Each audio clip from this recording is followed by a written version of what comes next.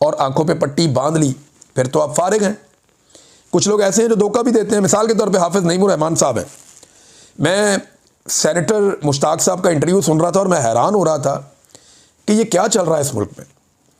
हाफिज़ नईमुर रहमान साहब जिस वक्त जलसों में खड़े होकर ये मुतालबात कर रहे थे इमरान खान से कि आप ट्वीट क्यों नहीं कर रहे इसराइल के खिलाफ, हालांकि बेशुमार ट्वीट्स हैं इमरान खान की इसराइल के खिलाफ, ढेर लगा पड़ा है। ट्वीटों का एक लंडा बाजार है और ट्वीटों से कुछ नहीं होता। इमरान खान ने बहुत ट्वीट किए, बड़े स्टेटमेंट दिए हुए हैं और सबको उनकी पोजीशन पता है।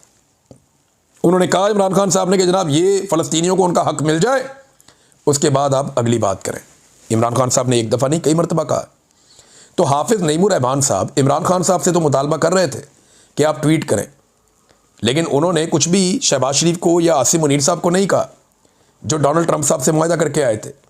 और सेम टाइम में जब वो इमरान खान से मुतालबा कर रहे थे कि आप ये वाली ट्वीट करें, उसी वक्त वही हाफिज़ नईमुर रहमान साहब बकौल सेनेटर मुश्ताक के कोशिश कर रहे थे कि सेनेटर मुश्ताक गज़ा ना पहुंच पाएँ। अंदाज़ा करें आप। अब इसको मुनाफ़कत ना कहें तो क्या कहें। अब इसके ऊपर जो क्लैरिटी है वो तो हाफिज़ नईमुर रहमान साहब ही दे सकते हैं, जमात इस्लामी के अमीर। हम तो इस पर कोई बात भी नहीं कर सकते क्योंकि इतना बड़ा इल्ज़ाम लगा दिया। और सेनेटर मुश्ताक को मैं जानता हूँ, वो झूठ नहीं बोलते। वो बड़े दिल गिरफ्तार थे जब उन्होंने ये बात कही। उन्होंने कहा इन्होंने पूरी कोशिश की जमात इस्लामी की क़यादत ने कि मुझे रोकें कि मैं किसी तरह गज़ा ना पहुँच जाऊँ, और मैं बड़ी कोशिश करने के बाद गज़ा पहुँचाऊँ। और जब वो गज़ा में वहाँ पकड़े गए, इसराइल ने उनको पकड़ लिया, तो साथ ही उन्होंने कहा जी हमारा सेनेटर हमारी जमात के, पहले उनको ओन नहीं कर रहे थे, पहले उनको रोकने की कोशिश कर रहे थे। अब ये क्या मुनाफ़कत है, मेरी तो समझ से बाहर है। बहरहाल सेनेटर मुश्ताक ने एक और बात भी कही है। उन्होंने कहा कि अगर पाकिस्तान के तमाम मसाइल हल करने हैं तो पाकिस्तान के जो मसाइल का हल है वो सिर्फ कैदी नंबर 804 का जो मैंडेट है चोरीशुदा, वो उसको वापस करने में। आप उसका मैंडेट वापस करें, पाकिस्तान के मसाइल हल होना शुरू हो जाएंगे। नाज़रीन, खैबर पख्तूनख्वा से कुछ डेवलपमेंट्स हैं वो मैं आपके साथ शेयर कर देता हूँ। सबसे पहले तो ये है कि आईजी खैबर पख्तूनख्वा को एक हुक्म दिया है सुहेल अफरीदी ने, और वो हुक्म ये है कि अब कोई भी social media activist Khyber Pakhtunkhwa से गिरफ़्तार नहीं होगा, ना ही कोई उसको उठाकर वहाँ से ले जाएगा। और साथ में ये भी कहा कि ये सिर्फ पाकिस्तान तहरीक इंसाफ के लिए नहीं है, किसी भी पॉलिटिकल पार्टी का, चाहे नून लीग है, जमात इस्लामी है, ANP है, चाहे वो तहरीक लब्बैक है, जो भी है, किसी भी जमात का कोई भी सोशल मीडिया एक्टिविस्ट अगर खैबर पख्तूनख्वा में मौजूद है तो उसे कोई उठाएगा नहीं, कोई गिरफ़्तार नहीं करेगा। ये इसकी ममानियत हो गई। और ये हुक्म जारी किया है इस वक्त जो सुहेल अफरीदी साहब हैं, मौजूदा खैबर पख्तूनख्वा के वज़ीर आला, उन्होंने।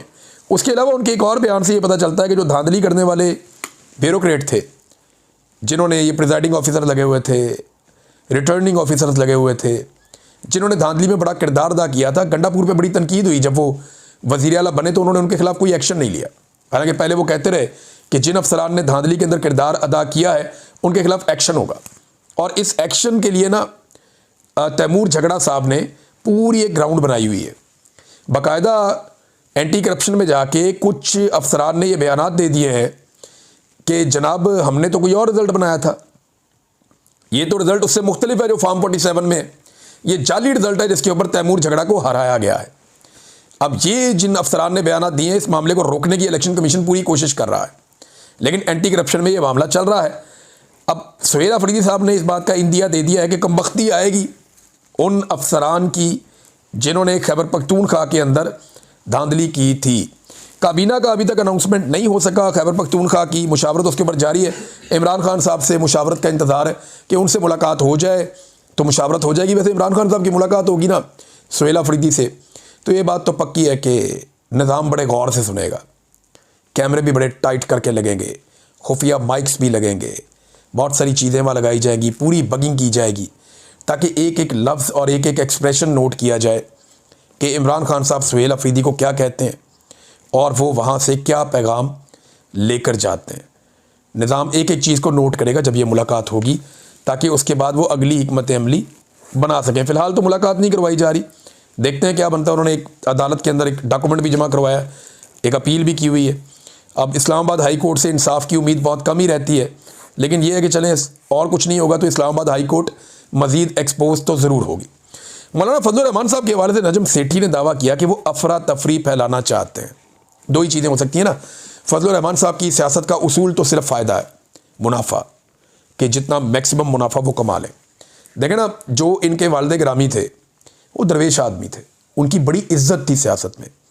फजलुर रहमान साहब ने सियासत में इज्जत से ज़्यादा कामयाबी, यानी उन्होंने इज्जत को कामयाबी नहीं समझा, उन्होंने समझा कि जितनी मैक्सिमम पोजीशंस आप ले सकते हैं। आज इस ख़ानदान के पास अरबों रुपए हैं, बेशुमार पैसा है, बेशुमार मालो दौलत है, बेशुमार ओहदे इन्होंने इंजॉय किए हैं, बड़ी बड़ी गाड़ियाँ, बड़े बड़े महल, बहुत सारा कुछ इनके पास है। तो ये अपने वालिद वाली इज्जत फिर इंजॉय नहीं कर सकते ना। आपने चूज़ कर दिया कि आपको किस रास्ते पे चलना है। तो एक तो ये नजम सेठी साहब कह रहे हैं कि अफरा तफरी फैला रहे हैं ताकि किसी और के लिए रास्ता बने। सादी बात ये, वो ये कहना चाह रहे हैं कि मार्शल लॉ लगने का रास्ता बने, फजलुर रहमान अफरा तफरी फैलाएंगे। वो ये क्या पिद्दी और क्या पिद्दी का शोरबा, ऐसे थोड़ी लग जाते हैं मार्शल लॉ, ये नहीं लगना।